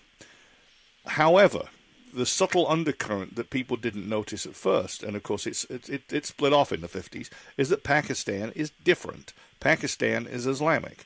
Well, the Pakistanis were in the minority compared to the Indians, and a very small minority compared to the English for a long, long time. Now we have entire cities that are basically owned and operated by Muslims, and it is extremely hazardous to be a white girl in any of those cities. And not to mention, they also breed jihad, within the country at those same locations. So it's not, it's not the color, it's the culture. All right. It's Go ahead. funny you mentioned that because the first time I went to England was in 1995, and we went to Piccadilly Circus, and it was we were starving, and all that was on that street was falafel. And I'm sorry, but I don't eat chickpeas. They're gross. But I just remember that was a culture shock to me, seeing all that. It wasn't so much the English sort of what you see in other places back then. It was all foreign. It was all Middle Eastern, and that was different than what I would have expected having gone there for the first time. It's changed a lot over the years. We've had waves. First everywhere was fish and chip shops. Then everywhere was Chinese restaurants. Then in small towns you'd have 2 Indian restaurants for every Chinese restaurant. Now in London it's a completely different scene. As you've noticed, there's all sorts of Moroccan, Persian, and other Middle Eastern-based food there. But not only that, mosques have sprouted absolutely everywhere. Regent's Park, of all things, one of the original parks of old London, has a huge mosque right on the edge of it. You know what? I was wrong. It wasn't Piccadilly Circus. It was Portobello Road. Sorry, I was wrong. That makes a little bit more sense to me. In the slightly more upscale areas, you'll still find English food, you'll find European food, and you'll find Greek, you'll find Italian, you'll find French, you'll find Indian. But yeah, you go Portobello Road, Tottenham Court Road, Edgware Road, you're going to find an awful lot of Arabic and other Middle Eastern restaurants. And see, here's the thing, right, is that we speak about this and, you hear about immigration, and a lot of the Democrats and many Republicans, quite frankly, will say, well, immigration, that's what made America great. That's what makes us great. And nobody's against immigrants. Many of our ancestors were immigrants here, but the problem is the immigrants from the Muslim countries, are not coming here to seek out the American ideals. They didn't go to Britain to, adopt British customs and to become Britain. They go there and they retain their original customs, and they breed, and they have many children, and they don't assimilate. And so what happens is like you said, over in England, in Europe and Sweden, you end up with pockets that grow and grow and grow, and eventually in a democratic society, they're able to take over the government, and they're able to do it without even firing a shot. Yeah, they have done in several cities in England. The Muslims own the city government. Right, and it's happening here in this country too. You got pockets over in in Minneapolis and Detroit. There's certain townships down in New Jersey that you go through, and they're pretty much. Yeah. When you look around and you go through, you think that you might be driving through a neighborhood in Iran or Baghdad or one of these places. Yeah. Over there, the diaspora, as it were. Yeah, and what's different is you look at the Indians who immigrated, lawyers, doctors, scientists, engineers, whatever, and business people, of course. You look at the Jamaicans who have got their own little section of London, and it's very colourful, and the Jamaican culture hasn't been stamped out, but they're English citizens, and they believe in the rule of law.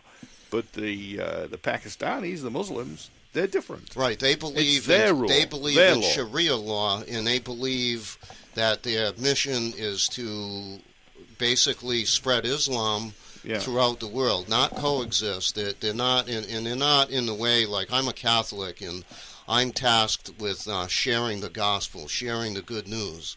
But whenever I've been to any kind of a meeting at our church, they don't tell us to beat people over the head with the Bible. They tell you to gently engage in a discussion and just, introduce them to the Bible, introduce them to Jesus so that they might make their own decision. But that is not what the Muslims do. But it's not. But the thing is, it is not all of them, because I have had friends from Egypt who were absolutely outraged at what Obama and Hillary Clinton did in Egypt by pushing for the Muslim Brotherhood to be in. And obviously, most the Egyptians felt the same way because they promptly took care of that.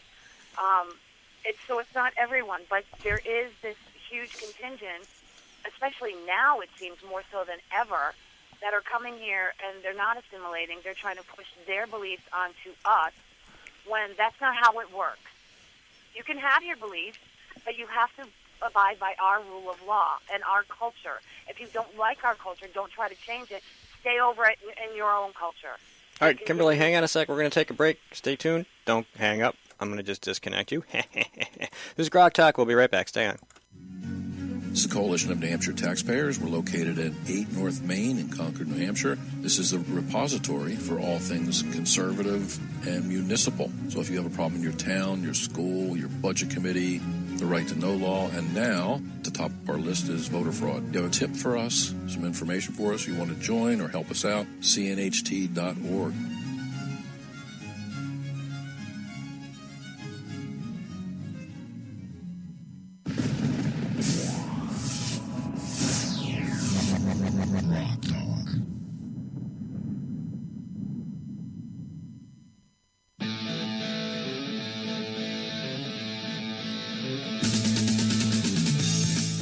Grok Talk, brought to you by GraniteGrok.com and the Coalition of New Hampshire Taxpayers. We have Doug Lambert at the end of the table. We have Kimberly Morin on the phone. I have Jack Kimball sitting to my right. And, of course, Mike Rogers is running the Ustream. Welcome back to the program. I think we're going to take a little side trip here. Shirt, which isn't really meant to look like Skip. You are wearing Skip shirt, yes. So, Skip, hi. I know you're listening. Jack, good morning. Good morning, guys. How you doing? I'm doing good. I got my Dunkin' Donuts. It's made me a little later than I was going to be late, but had to have it. Otherwise, I wouldn't be able to function. I pretty much leave at the same time every day when I come here, every week, every Saturday, and it's the same trip. But this morning, I get on 101 way down in Merrimack and Amherst, where I live, and there's traffic just lined up. I can't even see where the front of it is. So you're going. And eventually we're doing like 10 miles an hour. There's a state trooper in front of me. He's looking. He doesn't know what's going on, right? There's 2 snow plows. Now there's like a dusting of snow, just tiny little dusting of snow. 2 snow plows, tractors, salt trucks, sand trucks, just driving really, really slow. In a 45, 50 mile an hour zone, they're moving like 20. And they're just crawling. There's no snow. It's like But there's overtime. Oh, man. And all the way to where 101 is in Manchester, and you actually get on the highway. Yep. I'm just creeping along. I'm like, better you than me. Yeah, well, I got here on time. We got everything up and running, and welcome to the show. So we're going to take a little detour. We can go back to the stuff we were talking about, but we wanted to have you come in, talk about Ted Cruz, the campaign, what's going on in New Hampshire. And well, I absolutely love Ted Cruz anyway. I mean, I've been following him ever since he showed up on the scene, and you guys know. I mean, he's one of the very few people that you can really rely on. He's the real deal, and the more the establishment Republicans hate him, the better I like him. We love that too. I was actually postulating earlier that what is powering Trump's anti-gravity device is actually the same thing: the anger of the base every time the establishment attacks. And I think it's doing Cruz no harm either. Absolutely, and but I got a call just so you guys know that happened last night. The Cruz campaign called me. They do want me to change things up. I'm going to be speaking before Ted arrives in Londonderry on Tuesday. So they asked me if I would would I do it? I'm happy to do it, thrilled to do it. So that's kind of what I like to do, is get the crowd going before other people arrive. And if anybody, those of you who don't recall, when this gentleman ran for governor, Nobody wound up the crowds better. Right, and nobody wanted to have to speak after him because it was impossible to follow Jack. Yeah, it's just, it's not about me. I just do feel though that the thing that really got me involved, detour just for a second from Ted Cruz, is, I was just a businessman. I really ticked off businessman. I mean, and a veteran who loves his country very, very much. And I knew what Barack Obama was going to bring if he won, and this was the major motivation to get me into politics, and then to run for governor. Which the reason why I did it was because I still believe that the states really got to lead the way back, and to push back against this ever encroaching federal government. And so that's why I did it. It's purely and simply the simple reason. And I was pretty naive, I got to tell you. I got out there and I spoke from the heart. End of story. Yeah, a lot of us were naive. We put we put heart and soul and every penny we had into the Jack campaign, and it was a lot of fun. It was a good trip. Well, it was worthwhile. I think that a lot of people I didn't know now I do know. I still have people that obviously you guys too included that are still supporters, and we mutually support each other now. I mean, I got 2 Jack for Governor baseball caps on my rack and more.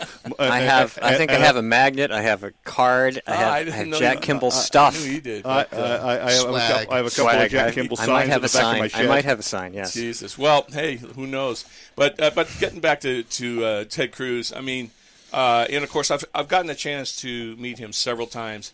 I did get a call and was asked if I would like to spend 45 minutes one-on-one with him a couple months ago, and I got to do that, and actually got to bring my wife Donna Marie with me, and I really was open with him. I told him, again, spoke from the heart. I told him how I felt. I told him how important it was for him to be here in New Hampshire and how we take politics so seriously, and that the first in the nation primary being in New Hampshire, in my view, is very appropriate. I mean, we do the best job in the country, in my view, of vetting candidates. We just do. And what people here realize that most others don't is that, you can go and see the candidates. You can shake their hands. You can listen to them. You can ask them the tough questions. You can't really get to do that in a lot of other states. Some you can. But in New Hampshire, Iowa gets close, but it's geographically far more spread out. Yeah, it is. And I would say the other thing. He went to all 99 counties, and he's going cycling back through again to get a bunch more. And Senator Cruz has made himself very accessible to this program, as has Carly Fiorina. Yeah. Of all the candidates, and we've had a couple on, and we've gone to talk to a few. And let's reiterate those invitations right now. We're in the primary crush, guys and gals. Anna Epstein, if you're listening, we need Fiorina. Corey, if you're listening, we need Trump. We need Trump. Zach and Ethan, if you're listening, we need Ted. Well, and Senator Cruz, you guys know him, I'm sure, and paid attention as well. This is the guy, even when the Planned Parenthood videos came out, the very next, he's out there pushing a bill to defund Planned Parenthood. Of course, in their infinite wisdom, a lot of the Republicans caved, and they voted in favor of this ridiculous omnibus bill. But people like Ted Cruz are few and far between right now. And really, I like Mike Lee. There are a few others in the Senate. And Rand Paul, the same thing. But Ted he's everything I represent. He's pro-life. He's a big Second Amendment advocate. He believes so strongly in our Constitution and getting back to it. And when I sit there and I listen to him, I believe what he's telling me. I believe that he's going to do everything he says he's going to do, including reversing every single executive order that this tyrannical president has issued that goes completely against our Constitution and working outside of Congress. Everything he does is based on his ideology, and what he wants to accomplish has nothing to do with the betterment of the United States of America. That's completely clear. And Ted Cruz knows it too. And and he's out there fighting the good fight. He needs more help. That's the problem. And he's not going to get it from any of the contingent in New Hampshire, I can assure you. Yep. Doug. And he's certainly not been afraid to, in some cases, be a lone voice. It's like he makes the stand in the Senate, and I think that even though he hasn't been there very long, He's certainly made a big impact. Certainly we hear that, there's certain people don't like him. We know John McCain doesn't like him. And you know what? That in my book, if John McCain doesn't like you, you're doing something right. You're doing something right. It's a badge of honor. I still remember the Keating Five. The man may have been a war hero, but ever since he's been a corrupt establishment Republican. Yeah, and I have to say, I've always given him credit for his service to the country, but after that, I draw my line. You would think that a patriot, somebody that served their country, would be one of the first people to stand for our Constitution and all that it represents. And he took a complete detour, and he's gotten worse over the years. So sorry. Well, I can tell you that not just in government, but even in companies, large companies, people who have been working on the front line, say at the customer level, who have, and you own a business, so you know this, they're very in tune with what happens at the point of contact, but then they become like a regional manager or something, and then they're a little bit more distant from it, and then they lose touch with it, and then you throw them back into it, and they're like, oh my God, they have no sense. And they had no idea how bad McCain's been outside of reality for how many years has he been in the Senate? He's the poster child for term limits. Right, like 34 years. He has no idea what the real world is like. He has no idea what state politics is like. He just knows D.C. Right. And therein lies the rub, and people talk about term limits. Certainly I'm in favor of term limits, but quite honestly, we should be the term limiters, Mm-hmm. and we look at what's going on in our country, and we're anything but. There's so many people in this country that are completely ignorant of what's going on, and therein lies the problem, because when you see the crowds like a person like Bernie Sanders draws, or for that matter even Hillary, they're not extraordinarily huge, but the point is, it's pretty creepy to me. I look at these people and say, what are you doing? I don't care if you're a Republican or Democrat anymore. It just doesn't matter. Act like a freaking American. Well, you'd need a generation or two of a completely different educational system, and to teach people, go back to the civics, the basics of having a constructive argument, of having knowledge and understanding, and of knowing how to learn on your own, which they don't teach anymore. And that's Exactly. what Cruz does so well when he's out there advocating, is he really does a great job educating and explaining why he's making the stand that he's making. Yeah, he is. He's the finest mind on the trail, without a doubt. He is, and the other thing is they talk about he's the debate champion, out of Harvard and so on and so forth. Again, I've had the time to sit with this guy. Most brilliant man I've met so far as a candidate for the presidency. Newt Gingrich is a brilliant guy too. But I sit down, and I've sat with Newt many times, but I sit down with this guy, and Newt's a historian. That's basically what he is. Ted Cruz is just, if you look at his campaign strategy, it's working. He's probably going to win Iowa. He knows that his chances of winning New Hampshire are probably not great, but once he gets back here and really starts pushing, you're going to be surprised if he pulls a second place or a close third here. I'd like to see him win it, and does extremely well in South Carolina. In fact, he may win South Carolina. He's got the momentum. He's got the wind in his sails. Yeah, if he can manage to trample the establishment, or maybe just have the establishment candidates all trample each other, as they're doing a pretty good job of right now. I thought a couple of months ago, and I even wrote about it, that the opinion on Capitol Hill and in the establishment was coalescing around Rubio. The thing is, as egos in this game, Bush ain't ready to lie down yet. Christie wants to have another go. Kasich wants to annoy everybody a little longer, And they're actually all doing really well in New Hampshire, for example. And they're all doing... Kasich's doing pretty good. He's doing the same as Christie. They're all about in that little crowd there, right underneath. They're all in that 8 to 10% crowd, with Rubio and Cruz out in front of them a little bit. And so the establishment guys are all trying to knock down Rubio in the hope that eventually one of them can overtake Cruz. And I think they're doing Cruz a favor, frankly. If he works New Hampshire well these last few weeks, and they leave all the establishment in the dust, I think it just makes the point that the electorate doesn't want these people. Yeah, and you know what's important? What's important, very important, that people are overlooking is, who is the second choice out of all these candidates? Mm-hmm. Ted Cruz is just about at 70%.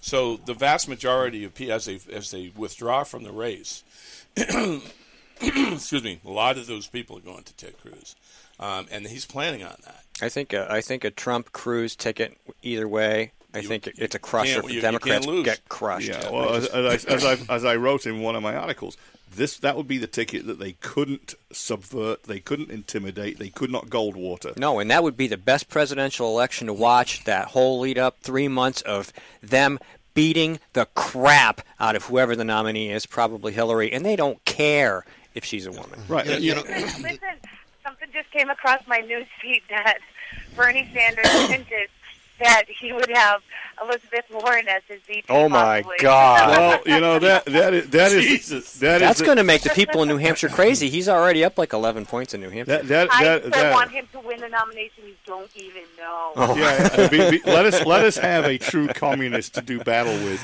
This,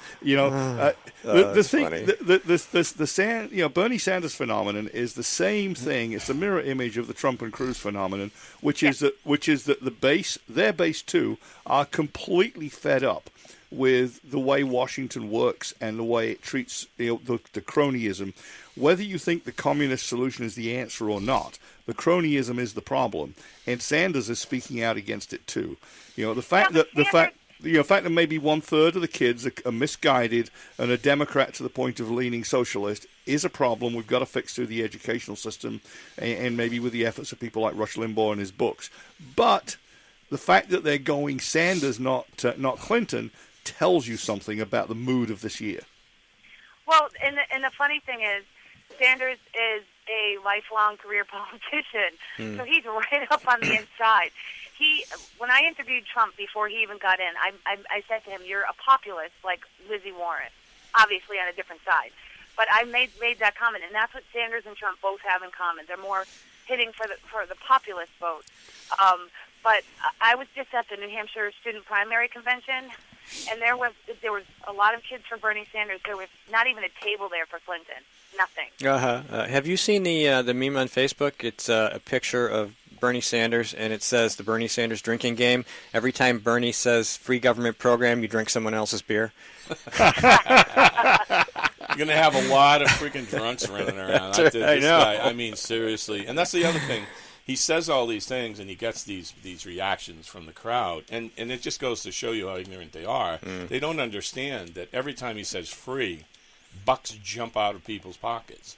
There's nothing free. It's all increased taxation.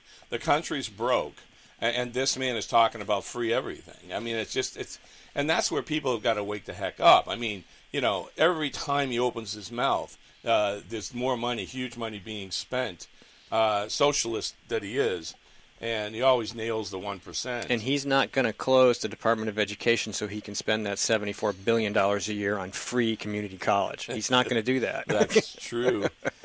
But isn't it exciting that you would have a candidate that absolutely would abolish the IRS, and that's Ted Cruz? I mean, I'm thinking, I'd have to pinch myself. I mean, could you imagine in your lifetime?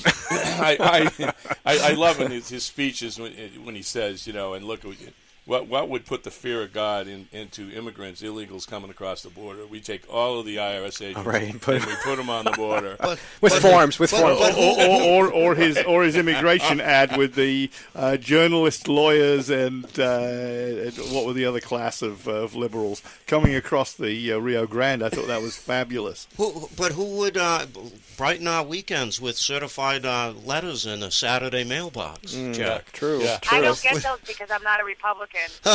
See, lucky you. That's one reason to just, bow out. You know what's funny? But you know what's funny is the owner of the house that I live in, because I still haven't figured out if I want to stay in New Hampshire. The owner is a Democrat, and John Kasich, we got a Kasich ad to him, which I thought was interesting. That is interesting. Why would he be sending ads to Democrats? I think part of the reason is, I'm going to answer that one, Kimberly. Says, Jack, they just had a poll 2 days ago, and they did a cross-section poll, Democrats, Republicans. Trump did very well with Democrats. Democrats, minorities, yeah. Yeah, I think, I don't know if there's any such thing as a Reagan Democrat anymore, but that's what they're calling him.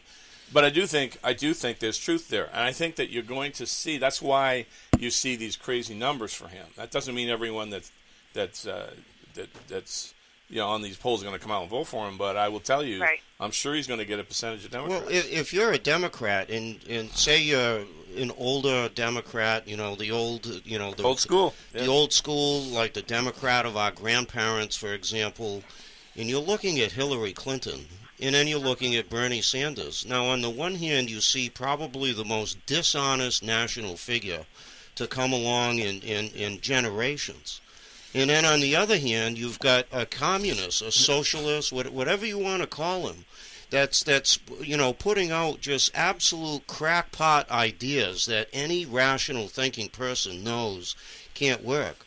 What do you do if you're a Democrat? I'm glad I'm a Republican, because I look across the field, and other than maybe Jeb Bush and John Kasich, I'm happy with pretty much any of the rest of them. We nominate any of those, even Jeb Bush. I mean, I hate to say it, but if he's nominating, I guess I'll be there like I was with Romney and all the rest. Dole, looking at Dole on the wall over here. So if you're a Democrat back there, yeah. If you're a Democrat, you're in serious trouble. All right, we're going to take a really short break. Everybody stay where you are. This is Grok Talk. We will be right back after I press this button right here.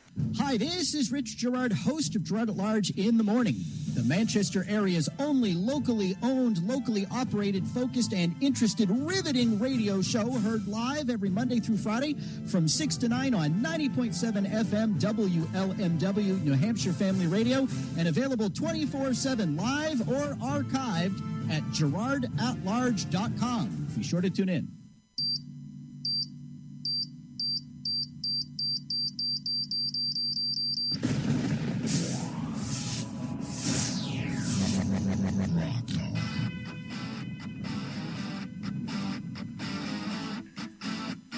Alrighty. Grok Talk. Brought to you by the Coalition of New Hampshire Taxpayers, bloggers, GraniteGrok.com. Check us out on Spreaker, Stitcher, TuneIn, iTunes, iHeart, The Rock, NHCR.com, and Grok Talk has its own Facebook page now. Facebook.com/Grok Talk. We have Doug Lambert, Mike Rogers, Jack Kimball, Kimberly Morin's on the phone. Turn that back on. And we're talking about, political politics, campaign politics, presidential politics. Right, and the ground game. So, this is a good time to ask, because I got fans or even representatives of Trump and Cruz both here. So we've seen, Cruz's ground game, slow and steady, don't waste too much money, be in the right places, that masterful swing of the South before he got to the crucial groundwork in Iowa and New Hampshire. I refer to it as slowly, catchy Trumpy, after the old British saying, slowly, catchy monkey, because Cruz is creeping up on him, good and steady, building on his base the whole time. At the same time, I read recently that Trump does actually have a ground game. He's not just totally relying on the free advertising he's been getting. Doug, if you know or you see anything of that, I'd love to hear about the Trump ground game, and Jack, you can talk a little bit about the Cruz ground game. Well, we just got noticed a couple days ago that there's a new app. It's put out by it's referred to as Trump Tech. And it's an app that allows a person either on their mobile device or at their computer to actually make these these phone calls. We go on the net and you see pictures, like I see a lot of the Rand Paul people gathered at a phone bank working the phones, and this will allow Trump supporters and people working the ground game to basically phone bank from wherever they're at. And I find this kind of refreshing. I'm not the kind of guy that's going to get in my car and go to a place and work phones. It's not one of my favorite things to do. I don't do phones at all. But I would be inclined, if I'm sitting at my home and I've got some time during my work day, which it's rare I would have a minute to do something at my business, but I could make a couple phone calls using this technology. So also, and I don't want to hog all the time up, but I think that Trump you do. Trump is breaking. I'm a good representative for my guy, I guess. Trump is breaking some of the rules where I think he transcends some of the ground game. He's got such a massive presence out everywhere that I think that his supporters are inclined to go and show up and do the right thing. You'll notice he says, "People, I need your votes." So he's getting his message out that way as well. Yeah, I think with the app you're talking about, we've got on the Cruz campaign, have had for quite a while. It's a great app, and what happens is that also too with and it may be a bit different than what Trump's doing. However, you can wherever you are, it'll identify the street you're on if you're going to walk around and go door to door, and it will tell you who voted Republican. In every neighborhood, it's the same thing. You're right. And so what happens is you go door to door and you find that you picked up some supporters. You enter it right then, real time. You basically say, okay, like my house, 24 Isaac Lucas circled. Jack Kimball is a supporter. His wife's a supporter, and you ding, ding, ding, ding, and you just start entering the data, and it does calculate nationally how you're doing, not only in each state but nationally, with absolute 100% supporters. And then, of course, you can put in somebody that's leaning. You can put somebody in that's for Trump or whatever. The idea is to capture really accurate data, or at least as accurately as you can, and then react to it. So not all the campaigns are using it. Others are. I think it's really a smart move. It makes a huge difference, and it makes you a lot faster and effective on your feet.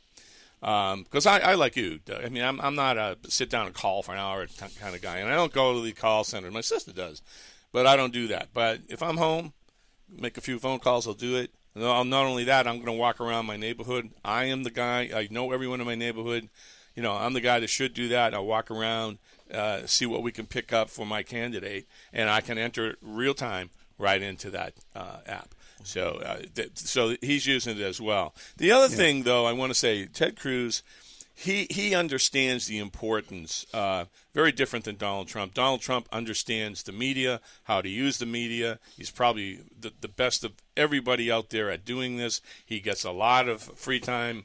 He's also very good at doing that. Not everyone can do that, and that's a priceless asset to have.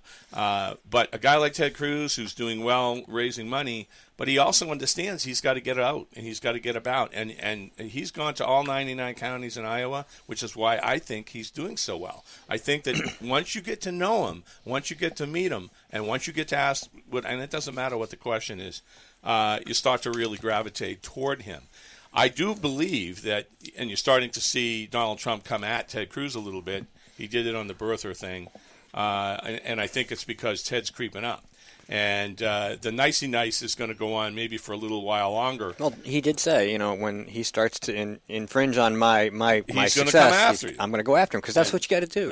And he's still not impugning him personally. Or philosophically, he's going after him around the fridges. He's being very artistic. Yeah. Well, you can see that both guys really they admire each other. I think they respect each other, and I think more importantly, they both respect each other's supporters, which I think is key. I think they both know, and you're right, because I think they both know that no matter what happens, the supporters from each would go to the other. Depending upon how this shakes out. Rather than go to an establishment-backed candidate. Right. They certainly won't. The supporters of either of these guys are not going to be told who to vote for, and that's absolutely exactly crucial. right. And I believe strongly they've had a couple conversations about this, and that they don't want to do this. And I think Trump's smart enough to realize, that Ted Cruz has got some real strong support too. I think it'd be a great ticket.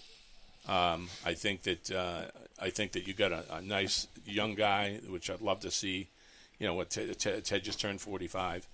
Yeah, I mean, it almost. I'm a Cruz supporter here, so don't get this wrong. I'd almost rather see it go up as a Trump Cruz ticket because Trump's a little older, and Ted would be the best guy to negotiate with Congress and the Senate on his behalf. And wow, can you imagine Ted Cruz as president of the Senate? Yeah. Chomping at the bit.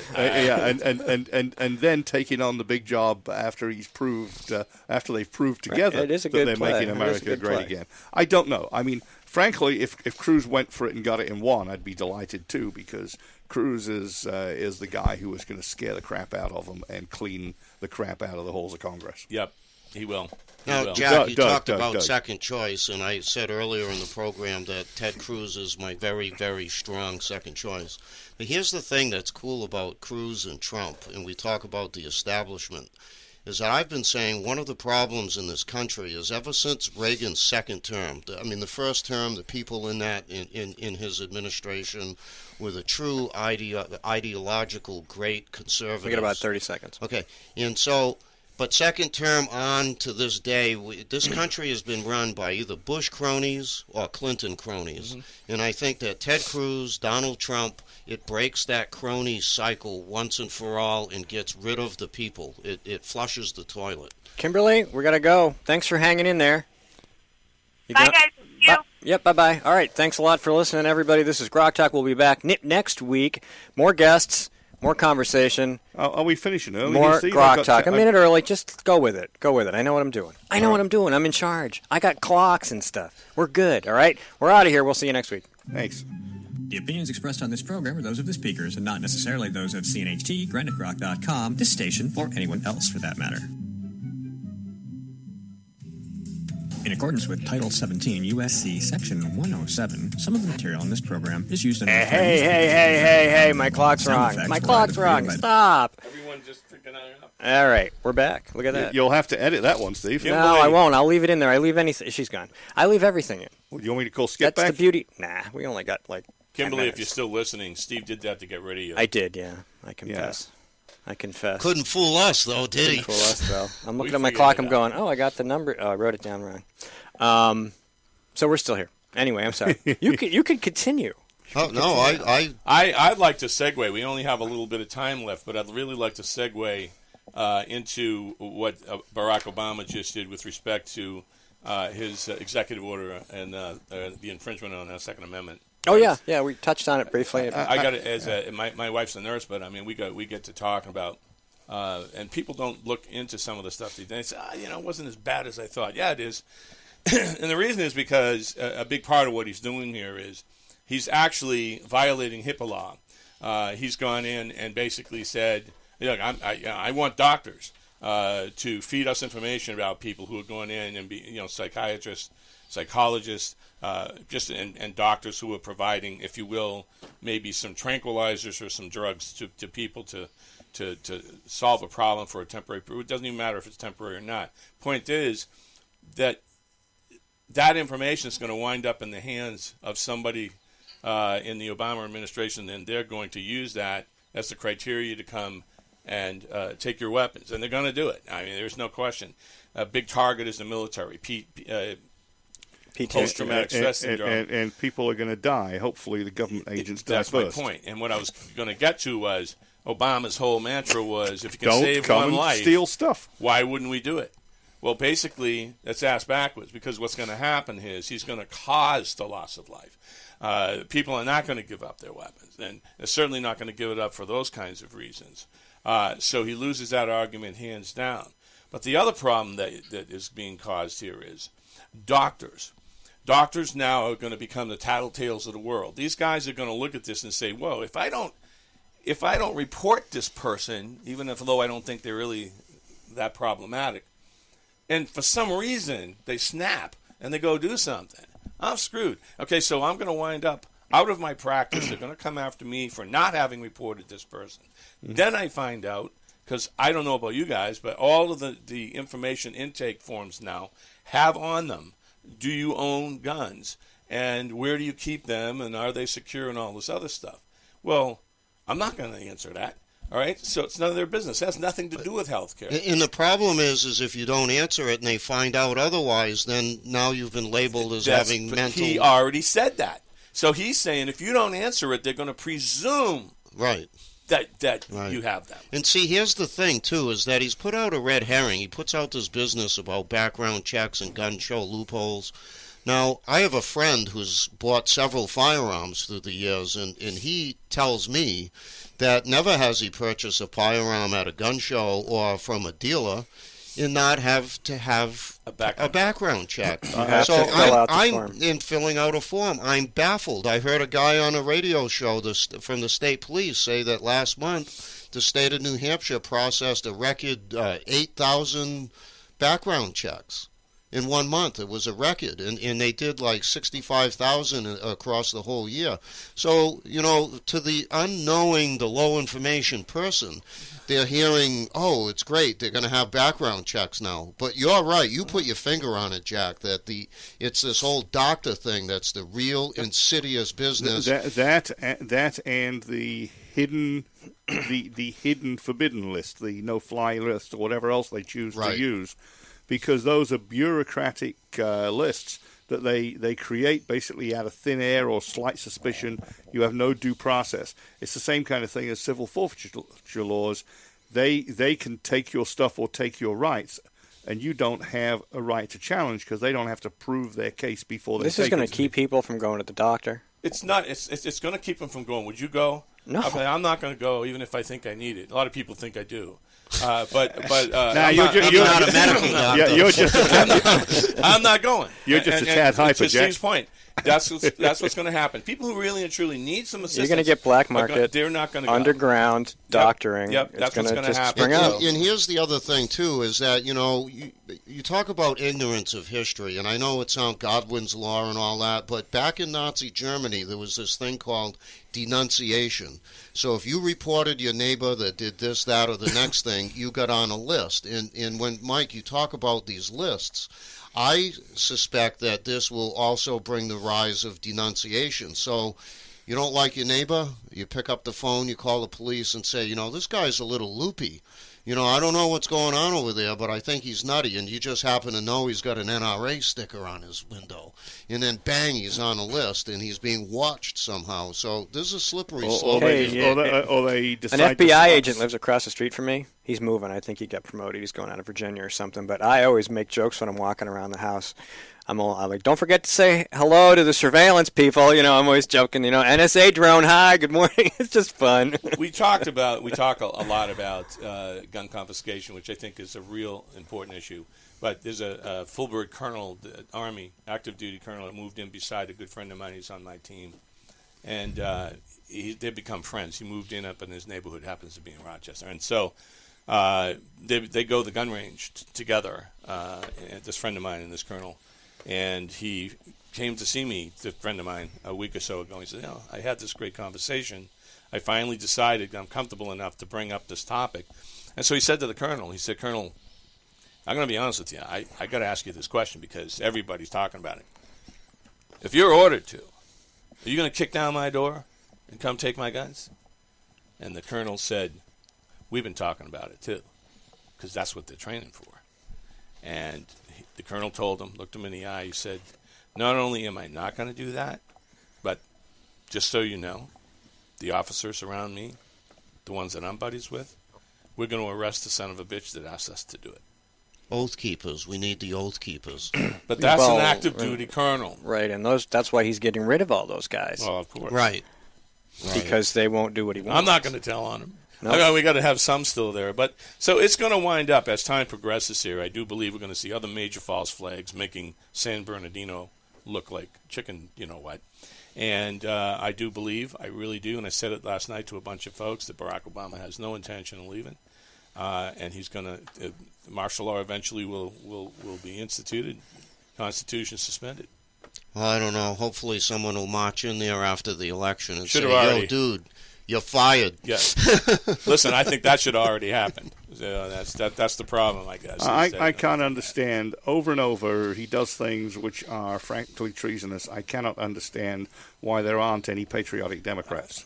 Well, here's the deal, right? There's ample precedent in history for this. You look to Rome, right? The Roman Senate, when Caesar declared himself imperator, first for a short term and then for life, what did they do? They rolled over and they said, "Hail Caesar," because the senators were able to retain the trappings of their office and to be the wealthy people. And Caesar said, "I'll make all the decisions and do the heavy lifting," and they said, "Go for it." We have that Senate now. We have that happening Senate in Congress. With a handful of John exceptions. McCain doesn't care what Barack Obama does.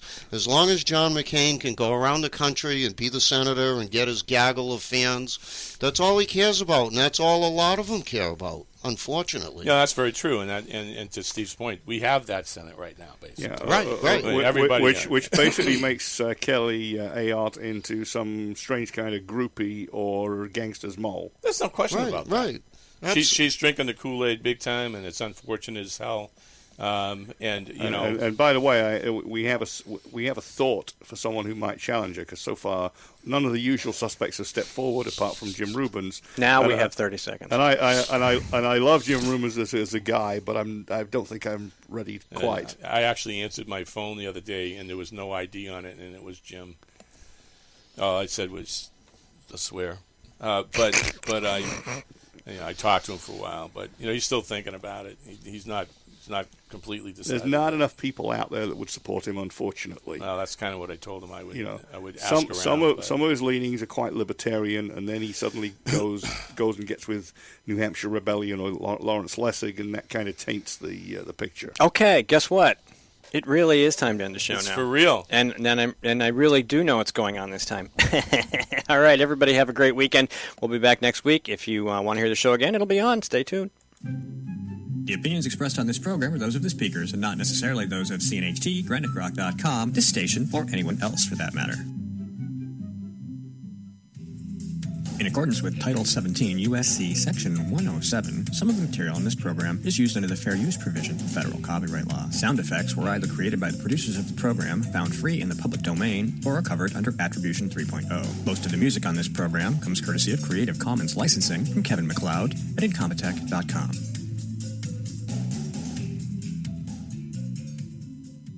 Is the show really over? From the CNHT studios in Concord, New Hampshire, just a few blocks from the New Hampshire State House, this is Rock Talk.